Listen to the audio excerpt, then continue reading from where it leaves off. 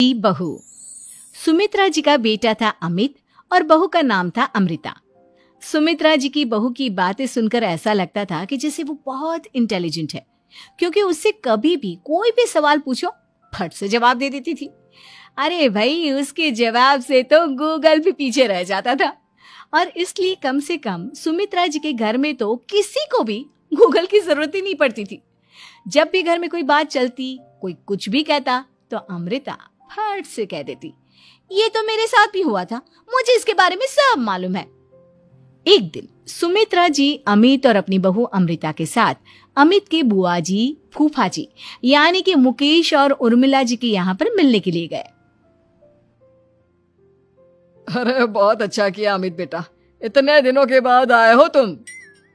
हाँ सुमित्रा भाभी, कभी तो आ जाया करिए अपने बच्चों को लेकर। आपकी बहू के आने से तो हमारे घर में भी रौनक आ गई है। वो क्या है ना, अमित ऑफिस के काम में बहुत बिजी रहता है, इसलिए उसे तो वक्त ही नहीं मिल पाता। अच्छा, लगता है नौकरी काफी मुश्किल है अमित की। अरे नहीं नहीं फूफा जी, ऐसी कोई बात नहीं है। आप तो जानते हैं ना प्राइवेट जॉब में कितना काम होता है। अरे कोई समझे ना समझे, मुझे तो पता है प्राइवेट नौकरी में इतना काम करना पड़ता है कि इंसान की आफत आ जाती है। लेकिन बेटा, तुमने तो कभी जॉब की ही नहीं, तुम्हें कैसे पता? अरे जॉब नहीं की तो क्या हुआ मम्मी जी, सब जानती हूँ मैं। सबसे पहले ऑफिस में जाओ, वहां पर अपनी एंट्री डालो, उसके बाद दिन भर सिस्टम पर बैठकर काम करो। चारों तरफ कैमरे लगे होते हैं, आप अपनी नजर इधर की उधर नहीं कर सकते। उसके बाद दिन भर बॉस की चिक चिक सुनो, वो अलग से। यही सब होता है, मुझे ना सब पता है। अरे बहू रानी तो काफी इंटेलिजेंट है, हर बात की खबर है इसको। थोड़ी देर बाद, अब देखिए सुमित्रा भाभी, इतने दिनों के बाद आई हैं आप, खाना खाकर ही जाना, ऐसे तो मैं आपको जाने नहीं दूंगी। वैसे बुआ जी, खाने में क्या बनाया है? वो क्या है ना बेटा, आज तुम्हारी बुआ जी की तबीयत थोड़ी ठीक नहीं थी, इसलिए हमने सोचा कि जब तुम लोग यहाँ आ जाओगे तो बाहर से खाना मंगवा लेंगे और साथ में बैठकर खाएंगे। लेकिन बस प्रॉब्लम इतनी सी है कि मुझे बाहर से खाना ऑर्डर करना नहीं आता। सोचा जब अमित आएगा तो उसी को बोल दूंगी। अरे मुझे आता है ना, मैं कर देती हूँ ऑर्डर। बताइए क्या क्या मंगाना है आपको? इटालियन, कॉन्टिनेंटल, इंडियन, पंजाबी, सब पता है मुझे। क्या बात है बहू, क्या घर में भी खाना रोज बाहर से ऑर्डर करती हो? अरे नहीं नहीं नहीं बुआ जी, ऐसी कोई बात नहीं है, बस मुझे ना सब पता है। कोई बात नहीं अमृता, मैं अपने फोन से ऑर्डर कर देता हूँ। अरे क्या बात है, आजकल ऑनलाइन डिलीवरी पर कोई ऑफर नहीं चल रहा है, वरना काफी पैसे बच जाते। कैसी बात करते हैं अमित, मैं कह रही हूँ ना मुझे सब पता है। मुझे एक बहुत अच्छा ऑनलाइन डिलीवरी वाला मालूम है, जहाँ पर 50% ऑफ मिल जाएगा। और आज तो वैसे भी फ्राइडे है ना, फ्राइडे को तो उस पर 50-70% ऑफर मिलता ही मिलता है। अरे क्या बात है, इसके बारे में तो मुझे पता ही नहीं था। अरे बेटा, जिस चीज के बारे में किसी को पता नहीं होता, हमारी बहू को पता होता है। एक काम कर, तू उसी को ऑर्डर करने दे। क्या बात है अमृता बेटा, तुम तो बहुत इंटेलिजेंट हो, सब कुछ जानती हो। कुछ दिनों के बाद सुमित्रा जी की कुछ सहेलियां उनसे मिलने के लिए आती हैं। अरे सुमित्रा बहन कैसी हो, बहू कैसी है तुम्हारी? अरे पूछिए मत, बहुत इंटेलिजेंट है मेरी बहू, सब कुछ जानती है। क्या बात है, बहू के आने के बाद तो औरतें दुखी हो जाती है, लेकिन तुम तो बहुत खुश लग रही हो। वो क्या है ना, मेरी बहू है ही इतनी अच्छी। अरे तो बुलाओ ना, हमारे साथ बैठेगी, बातें करेंगी तो हमें भी अच्छा लगेगा। सुमित्रा जी अमृता को बाहर बुलाती हैं और उसके बाद सब लोग बातें करने लगते हैं। क्या बताऊं, कुछ दिनों से घुटनों में इतना दर्द हो रहा है कि चला भी नहीं जाता। अब बुढ़ापे में तो ये सब चलता ही रहता है, क्या कर सकते हैं। आंटी जी, आप योगा करिए, योगा और साथ में ना काले तिल खाया करिए, आपके घुटनों का दर्द भाग जाएगा। लेकिन तुमको ये सब कैसे पता बेटा? अरे मेरे भी घुटनों में दर्द होने लगा था, मैंने योगा किया और काले तिल के साथ गुड़ मिलाकर उनके लड्डू बनाकर खाए, एकदम ठीक हो गए हैं मेरे पैर। अमृता, ये तुम क्या कह रही हो, इतनी कम उम्र में तुम्हारे पैरों में दर्द कैसे हो सकता है? अरे मम्मी जी, सच कह रही हूँ, एक बार अगर कोई ये नुस्खा अपना लेना बस मजा आ जाए। ठीक है बेटा, अगर तुम कहती हो तो मैं ये करके देखती हूँ। मुझे सब पता है आंटी जी, ये मेरे साथ हो चुका है, इसीलिए तो बता रही हूँ मैं आपको, ऐसे नहीं बताती किसी को। कुछ दिनों के बाद अमित अमृता को अपने दोस्तों के साथ घूमने के लिए ले जाता है। क्या यार, क्या जिंदगी हो गई है। सारा दिन ऑफिस का काम करते रहो, अपनी हेल्थ पर तो ध्यान ही नहीं दे सकते। अरे क्यों नहीं दे सकते अपनी हेल्थ पर ध्यान? सब दे सकते हैं, इंसान चाहे तो कुछ भी कर सकता है। क्या बात है भाभी, आप इतनी श्योरिटी के साथ कैसे कह सकती हैं? अरे आजकल ना एक से एक एप्लीकेशन है मार्केट में, और जानते हैं उसमें कुछ एक्सरसाइज तो ऐसी बताते हैं जिन्हें आप अपने ऑफिस में बैठे बैठे, मेरा मतलब लैपटॉप पर काम करते करते भी कर सकते हैं। अमृता, ऐसी एक्सरसाइज के बारे में तो मुझे भी नहीं पता था, तुम्हें कैसे मालूम? अरे मुझे सब पता है, हर चीज की खबर रखती हूँ मैं, जानते हैं ना आप। लेकिन ऐसी कौन सी एप्लीकेशन है और ऐसी कौन सी एक्सरसाइज है भाभी? एक मिनट, मैं आपको अपने मोबाइल में दिखाती हूँ। अरे वाकई में भाभी तो सही कह रही हैं। देखो यार, इसमें कितनी अच्छी एक्सरसाइज दिखाई गई है। अपनी चेयर पर बैठे बैठे एक्सरसाइज भी कर लो, काम भी और हेल्थ भी। वाह भाभी वाह, मजा आ गया। लेकिन अमृता, तुम्हें इस बारे में कैसे पता? अब मेरे साथ जो चीज हो चुकी है उसके बारे में तो मुझे पता होगा ही ना अमित। मतलब तुम कब ऑफिस में काम करने गई जो तुमने ऑफिस करते करते एक्सरसाइज की? मैं जो किचन में काम करती हूँ अमित, घर के काम, वो किसी ऑफिस के काम से काम है क्या? बस मैं भी वो सब करते करते इनमें से कुछ एक्सरसाइज ट्राई कर लेती हूँ, इसीलिए मुझे सब पता है। सही है यार, तुम तो बहुत इंटेलिजेंट हो। कुछ दिनों के बाद, ये क्या है? एक दोस्त ने मेरे साथ एक मजाक किया है, लेकिन समझ में ही नहीं आ रहा। अरे बेटा, तो अमृता से पूछ लेना, उसके पास कोई ना कोई जवाब जरूर होगा। ठीक कहती है मम्मी जी, मैं सब जानती हूँ। लेकिन अमृता, ये थोड़ा मुश्किल है, सोच लो। मेरे लिए कुछ भी मुश्किल नहीं, दुनिया की कोई भी पहेली हो मैं चुटकी में सॉल्व कर लेती हूँ।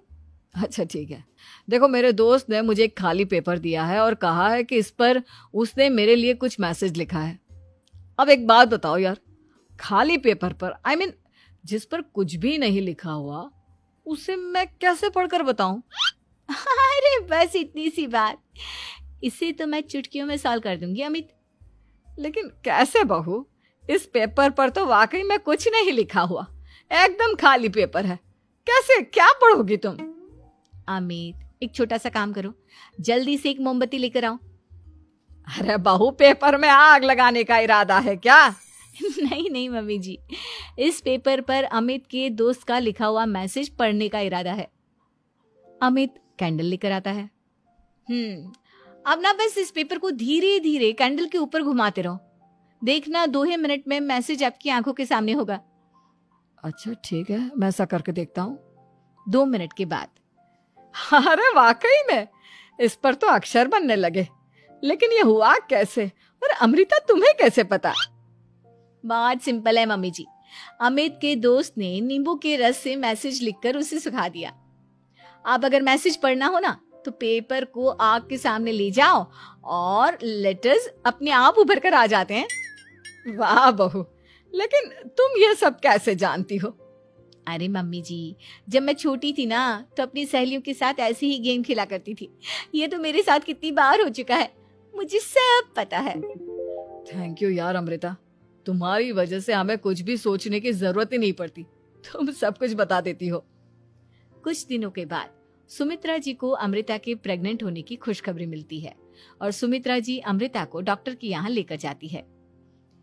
देखिए सुमित्रा जी, आपकी बहू की तबीयत बिल्कुल ठीक है, किसी भी तरह की चिंता करने की कोई जरूरत नहीं है।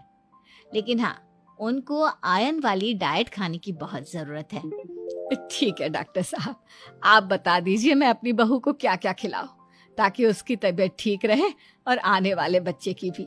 अरे मम्मी जी, इसमें डॉक्टर से पूछने की क्या जरूरत है, किशमिश है, अनार है, पालक है, ये सब खाना चाहिए, आयरन का लेवल बिल्कुल बराबर रहता है। अरे वाह, आपकी बहू तो सब कुछ पहले से ही जानती है। ये तो बहुत अच्छी बात है। देखो, आयरन के साथ तुम्हें कैल्शियम भी खाना होगा। जानती हूँ मैं, अगर आयरन की खाली सप्लीमेंट लेते हैं और कैल्शियम नहीं लेते तो बॉडी उसे अच्छे से एब्जॉर्ब नहीं कर पाती। सब पता है मुझे। बहू, ये भी मालूम है? हाँ मम्मी जी, आप तो जानती है ना, मुझे सब पता है। आपकी बहू की बातें सुनकर अच्छा लग रहा है। मुझे ऐसी बहुत कम लड़कियां मिलती हैं जिन्हें इतनी नॉलेज होती है, सारे सवालों के जवाब देती है। और हमारे इंडिया में तो वैसे भी हालात बहुत खराब है। बिल्कुल ठीक कह रहे हैं आप डॉक्टर साहब, लेकिन मैं उन लड़कियों की तरह नहीं हूँ। बहुत ख्याल रखती हूँ मैं हर चीज का। और जानती हैं आप, हमारे घर में तो किसी को किसी चीज के बारे में गूगल करने की जरूरत ही नहीं पड़ती। बिल्कुल ठीक कह रही है अमृता। अरे कुछ भी पूछ लो, इसे सब पता होता है। अरे वाह, तुम तो बड़ी कमाल की लड़की हो। चलो, ये तो बहुत अच्छी बात है, लेकिन फिर भी डॉक्टर की सलाह पर पूरा ध्यान देना चाहिए। वैसे क्या चाहिए तुम्हें, बेटा या बेटी? अरे डॉक्टर साहब, कुछ भी हो जाए, बस बच्चा अच्छे से हो जाना चाहिए। मुझे तो दोनों में से किसी से कोई भी परेशानी नहीं। और सुमित्रा जी, आप? डॉक्टर मैडम, मुझे तो लड़के और लड़की में कभी भेद करने की आदत ही नहीं है। पोता आए या पोती, मेरे लिए तो दोनों एक बराबर है। सुनकर अच्छा लगा। वैसे आप जानती हैं, हमारे यहाँ पर तो लोगों को बड़ी बेचैनी रहती है ये जानने की कि पेट में लड़का है या लड़की, लेकिन विदेशों में ऐसा नहीं होता। हाँ, वहां पर तो सब कुछ पहले से ही बता देते हैं ना। ये भी कोई बात हुई भला? लेकिन तुम्हें कैसे पता कि वहां पर सब कुछ पहले ही बता देते हैं? अच्छा, हाँ, तुम तो सब कुछ पहले से ही जानती हो ना। तुम्हारे साथ तो सब कुछ पहले से ही हो चुका होता है। नहीं मम्मी जी, ये तो मेरे साथ पहली बार हो रहा है, इसलिए मैं ये डायलॉग नहीं बोल सकती। अमृता की बात सुनकर सुमित्रा और डॉक्टर दो की लालची भाभी। करिश्मा, रेशमा और मनीषा 3 बहनें हैं। उनका एक भाई भी है, मयंक। मयंक अपनी बहनों को बहुत प्यार करता है, लेकिन मयंक की पत्नी सविता इस मामले में मयंक से बिल्कुल ही अलग है। वो अपनी ननदों का जितना बुरा कर सकती है उतना बुरा करती ही रहती है और अपनी ननदों पर हुक्म भी चलाती है। करिश्मा, तुमने अभी तक नाश्ता नहीं बनाया? तुम्हारे भैया को ऑफिस जाने में देर हो रही है। हाँ भाभी, बस अभी बनाती हूँ। करिश्मा, तुम ये ढीलापन छोड़ दो। कल को पराये घर जाना है। वहाँ अगर तुम इस तरह से काम करोगी तो लोग क्या कहेंगे कि माँ ने और भाभी ने कुछ सिखाया नहीं। और तुम्हारी दोनों बहनें कहाँ हैं? अब रेशमा मार्केट गई है और मनीषा सो रही है। क्या? सुबह के 8 बज रहे हैं और ये महारानी अभी भी सो रही है? ये कहते हुए सविता अपनी सास दुर्गा देवी के पास जाती है। माँ जी, देख रही हो अपनी बेटियों के तौर तरीके? क्या हुआ बहू, सुबह सुबह क्या कर दिया मेरी बेटियों ने? अरे एक तो अभी अभी उठकर किचन में गई है, दूसरी सुबह सुबह बाहर चली गई और तीसरी अभी तक सो रही है। क्या करूं मैं इन तीनों का, मैं तो परेशान हो गई हूँ। जा जाकर उठा उसे और रेशमा से मैं बात करती हूँ। सविता सीधा मनीषा के कमरे में जाती है और उससे कहती है, महारानी जल्दी उठो, सूरज सर पर आ गया है। भाभी थोड़ी देर और सोने दो ना, मैं रात को लेट सोई थी। वो क्या ना, यूनिट टेस्ट चल रहे हैं। शराफत से उठती है या नहीं, या फिर पानी की भरी बाल्टी डालूं तेरे ऊपर? नहीं भाभी, मुझे बिस्तर में नहीं नहाना, उठती हूँ मैं। मनीषा जल्दी से उठकर बाथरूम में चली जाती है। सभी आराम से बैठकर नाश्ता कर रहे होते कि तभी रेशमा बाजार से हाथ में सामान लिए आ जाती है। रेशमा को देखते ही सविता उस पर बरस पड़ती है। लो, आ गई महारानी। ऐसा भी क्या सामान लाना था जो सुबह आंख मलते ही बाजार की तरफ रवाना हो गई? भाभी, कल आप ही तो चीख रही थी कि घर का सारा सामान मुझे ही लाना पड़ता है, घर में किसी को भी किसी काम से कोई लेना देना नहीं है। अब मैं बाजार जाकर सामान ले आई तो आपको इस बात से भी तकलीफ हो रही है? देख रही हो माँ जी, अपनी बेटी की जुबान कैंची से भी तेज चलती है। और मयंक, आप तो कुछ कहेंगे नहीं अपनी लाडली बहन को। रेशमा, अपनी भाभी से ऐसे बात नहीं करते, चलो माफी मांगो। भैया, मैं क्यों माफी मांगू? आप भाभी से बोलिए ना कि हम पर कम हुक्म चलाया करे। हम इस घर की बेटियां हैं और आपकी पत्नी की ननद है, नौकरानी नहीं। लो कर लो बात। इनकी भलाई के लिए कुछ भी बोलो तो इन्हें बुरा लग जाता है। इस घर में यही इज्जत है मेरी। देख लो माँ जी, आपकी बेटी किस लहजे में मुझसे बात कर रही है। सविता वहां से चली जाती है। मयंक को बहुत गुस्सा आता है, वो भी वहां से चला जाता है। फिर करिश्मा रेशमा को समझाती है, रेशमा तुम्हें भाभी से माफी मांग लेनी चाहिए थी ना। लेकिन दीदी मैंने कुछ किया ही नहीं, तो मैं माफी क्यों मांगू? हाँ करिश्मा दीदी, रेशमा दीदी जैसे ही घर में आई भाभी ही उन पर चिल्ला रही थी। हाँ मैं मानती हूँ कि गलती भाभी की थी। मैं तो इसलिए बोल रही हूँ कि भाभी ने माँ को तो पूरी तरह अपने वश में कर लिया है। वो हमारी बात सुनती ही नहीं। मयंक भैया हमारे लिए हमेशा खड़े रहते हैं, इसलिए उनकी बात का मान तो तुम्हें रखना चाहिए था ना। कोई फायदा नहीं दीदी, कुछ दिनों की बात और है, भाभी उन्हें भी हमारे खिलाफ भड़का देंगी। फिर वो भी माँ की तरह हमारी किसी बात का विश्वास नहीं करेंगे। इसी तरह सविता अपनी तीनों ननदों को किसी न किसी बात पर परेशान करती रहती थी। एक दिन मयंक अपनी तीनों बहनों के लिए गिफ्ट लाया। करिश्मा ये तुम्हारे लिए हार का सेट, रेशमा तुम्हारे लिए सुंदर सी ड्रेस, और मनीषा तुम्हें किताबें पसंद है ना, तुम्हारे लिए किताबें लाया हूँ। थैंक यू भैया। थैंक यू भैया। थैंक यू भैया। करिश्मा तुम्हारा नेकलेस कितना सुंदर है, ये भैया कहाँ से ले आए होंगे? मैंने भैया को 3 दिन पहले फोन पर ये डिजाइन दिखाया था और आज भैया ये ले आए। सविता तो अपनी ननदों के गिफ्ट्स देखकर जल गई और करिश्मा का नेकलेस तो उसे भी बहुत पसंद आया था। अपनी बहनों के लिए कितना अच्छा नेकलेस लेकर आए हैं, मुझे कभी कोई गिफ्ट नहीं दिया। मैं आज ही ये हार चुरा लूंगी। रात में सविता करिश्मा का हार चुरा लेती है और इसी तरह उसे अपनी ननदों की जो भी चीज अच्छी लगती वो उसे मांगती नहीं, बल्कि रात के अंधेरे में चुरा लेती। इसी तरह दिन बीतते गए और सविता ने मयंक के दिल में भी उसकी बहनों के लिए नफरत पैदा कर दी। एक दिन मयंक ने करिश्मा और रेशमा के लिए रिश्ता देखा और ये बात उसने घर में सबको बताई। माँ, करिश्मा और रेशमा के लिए बहुत अच्छा रिश्ता आया है, वो लोग कल इन्हें देखने आ रहे हैं। आप और सविता मिलकर सारी तैयारी कर लेना। ये सुनकर करिश्मा और रेशमा खुश हो जाती हैं, लेकिन सविता सोचती है, अगर इन दोनों बहनों की शादी हो गई तो घर और बाहर का काम कौन करेगा? मनीषा तो 1 नंबर की कामचोर है, उससे तो किसी बात की उम्मीद लगाना ही बेकार है। मुझे इस शादी को रोकना होगा। अगले दिन सभी लड़के वालों के स्वागत की तैयारी करने में लगे होते हैं। तभी मयंक अपनी बहनों से आकर कहता है, तैयार हो गई तुम दोनों? देखो दोनों लड़के बहुत अच्छे हैं, मैं कोई कसर नहीं छोड़ना चाहता, इसलिए तुम उनके सामने अच्छे से बिहेव करना और अपनी भाभी से लड़ने मत लग जाना। करिश्मा तुम वो नेकलेस पहन लो ना जो मैं तुम्हारे लिए लाया था। भैया मैं बहुत देर से वो नेकलेस ढूंढ रही हूँ, लेकिन मुझे मिल ही नहीं रहा। क्या तुमने नेकलेस खो दिया? तुम्हें पता भी है वो कितना महंगा था, तुम कोई काम ढंग से नहीं कर सकती। मयंक गुस्से में वहां से चला जाता है। थोड़ी देर बाद लड़के वाले भी आ जाते हैं। वो दोनों बहनों को पसंद कर लेते हैं और रिश्ता पक्का हो जाता है। लेकिन सविता के दिमाग में तो कुछ और ही खिचड़ी पक रही थी। वो पंडित जी के पास करिश्मा की कुंडली लेकर जाती है और उन्हें पैसे देकर करिश्मा की कुंडली बदलवा देती है। जब लड़के वालों के पास करिश्मा की कुंडली जाती है तो वो दुर्गा को फोन करते हैं। बहन जी, हमने करिश्मा की कुंडली अपने पंडित जी को दिखाई थी। आपकी बेटी की कुंडली नहीं बल्कि दोषों का पिटारा है। देखिए मैं और मेरे पति इन सब बातों में बहुत विश्वास करते हैं, इसलिए हम आपकी बेटी से अपने बेटे की शादी नहीं करा सकते। इस तरह करिश्मा का रिश्ता टूट जाता है और सभी घर वालों को बहुत दुख होता है।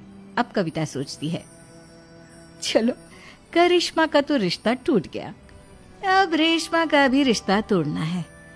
क्या करूं क्या करूं? अब सविता आवाज बदलकर किसी अननोन नंबर से रेशमा के होने वाले ससुराल में फोन करती है। हेलो, मैं कौन हूँ कौन नहीं ये आपके लिए जानना जरूरी नहीं, बस इतना सुन लो कि रेशमा का 2 साल से किसी के साथ अफेयर चल रहा है। बस रेशमा का रिश्ता तोड़वाने के लिए सविता का इतना कहना काफी था। अब रेशमा का भी रिश्ता टूट गया। मयंक और दुर्गा देवी ने रेशमा को खूब खरी खोटी सुनाई और उससे बार बार उस लड़के के बारे में पूछने लगी। आप दोनों मुझे क्यों परेशान कर रहे हो?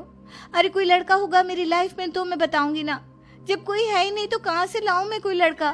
तो तेरे होने वाले ससुराल वालों को फोन किसने किया था? माँ मैं नहीं जानती किसने फोन किया था, मैं सच कह रही हूँ। मैं तो पहले ही कह रही थी इसकी लगाम खींच कर रखो, लेकिन मेरी सुनता ही कौन है। आप चुप रहिए भाभी, ये सब आपका ही किया धरा है। अब तीनों बहनों को विश्वास हो जाता है कि ये सब उनकी भाभी ही कर रही है। तीनों बहनें अपनी भाभी को सबक सिखाने के लिए एक वकील कर लेती है और घर में हिस्सा मांगना। देखो भैया, माँ बाप की जायदाद में जितना बेटों का हक होता है उतना ही बेटियों का। इसलिए इस घर के 4 हिस्से होंगे और हमें अपना हिस्सा चाहिए। मैंने तुम्हारे लिए क्या क्या नहीं किया और तुम इस घर में हिस्सा मांग रही हो? भैया, आप और माँ हम बहनों की कोई बात नहीं सुनते हो और भाभी हमारी शादी नहीं होने देगी क्योंकि उन्हें लगता है कि आप हमारी शादी में ज्यादा पैसा लगाओगे और उन्हें हम जैसी फ्री की नौकरानी कहाँ मिलेगी। तो हम भाभी के साथ तो रह नहीं सकते। हम बहनों को अपना हिस्सा चाहिए। अरे तुम्हें शर्म आनी चाहिए अपने भाभी पर ऐसा इल्जाम लगाते हुए। वो तुम्हारे बारे में कितना सोचती है। हाँ माँ, भाभी हमारे बारे में बहुत सोचती है। दिन रात बस यही सोचती रहती है कि किस तरह से अपनी तीनों ननदों को परेशान करूं और कभी मुझे पढ़ने भी नहीं देती। दोनों बहनों का रिश्ता भी तो इन्होंने ही तोड़वाया है और रात में हमारे कमरे में आकर हमारी चीजें भी चुराती हैं। इसी तरह सविता की तीनों ननदें अपनी बात पर अड़ी रही। अब कोर्ट में तारीख भी शुरू हो गई। जब सविता को लगा कि उसकी तीनों ननद इतनी आसानी से नहीं मानने वाली, तो उसने अपने पति और सास को सारी सच्चाई बता दी और अपनी तीनों ननद से माफी मांगी। मयंक और दुर्गा को भी अपनी गलती का एहसास हो गया। अब सविता खुद करिश्मा और रेशमा के लिए अच्छा रिश्ता ढूंढती है और उनकी शादी करवा